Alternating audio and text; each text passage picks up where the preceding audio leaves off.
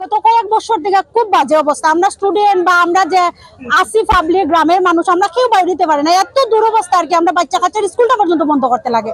একজন পেশেন্টও যদি এদিকে খারাপ হয়, মানে অসুস্থ হয়, একটা গাড়ি যে ঢুকে যে পেশেন্টারে যে গাড়ি দিয়ে এমন কোনো অবস্থা নাই, এত বাজে অবস্থা। আমরা মানে সবাই খালি ওইব কালকে হইব, পরশু দিন হইব, এরপরের দিন হইব, মানে আমরা যেভাবে পারে এইভাবে বুঝতে, আর আমরা সবের বুঝতে মানিয়ে নিতেছি, সবের কথা আমরা মানতাছি, কিন্তু আমরা কোনোদিন কমপ্লেন করি না। আমরা যে যেরকম করে এরকম মানি। আর আজকে আমরা বাধ্য হয়ে মানে রাস্তা দিয়ে অবরোধ করতে বাধ্য হয়েছি, যাতে আমরা রাস্তাটা খুব তাড়াতাড়ি করে হয়।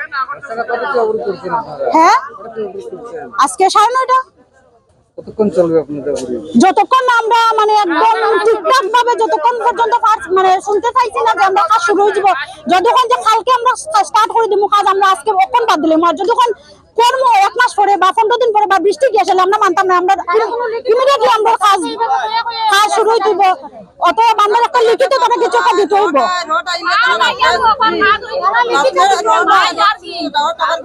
জয়পুর জয়পুর রাস্তা, এটা ধর্মনগর টু কদমতলা রাস্তা। এটা দীর্ঘদিনের ওই বাঙ্গা টোটা আই দইব খাই লইব হইয়া হইয়া খালি দিনও গড়াইতেছে, কিন্তু রাস্তা আর কাজ হয় না। ওই ইসাই জয়পুরের রাস্তা,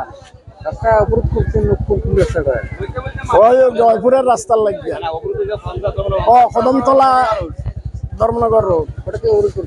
আমরা 10টার থেকে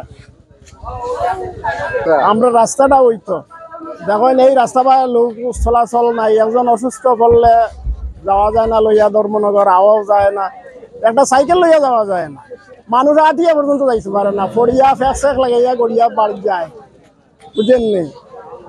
এই রাস্তা খালি আই লইব খাই লইব হইয়া হইয়া তারা খেয়েও করে না। হ্যাঁ,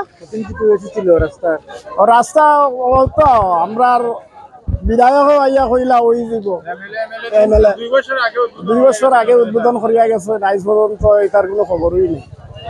আগে রাস্তা মানুষে দেন না কইয়া রাস্তা আমরা 12 হাত করাইছি, আমরা সব গ্রামবাসী মিলিয়া 12 হাত রাস্তা করাইছে। কইছেন 12 হাত হইলে ওই দিব কইয়া তো আর ওর হই না। মাল ঢুকছে, সবকিছু হয়েছে, কবে ওয়ার কোটার হয়েছে, ওয়ার হরেও রাস্তা এখন মাল ঢুকার পরে এখন কাজ হয় না, কবে কাজ হইতো, কাজটা আমরা অতি সত্তর চাই। এটার কারণে আমরা আজকে এই অবরোধ করছি। স্কুল সব যাইতে পারেন না।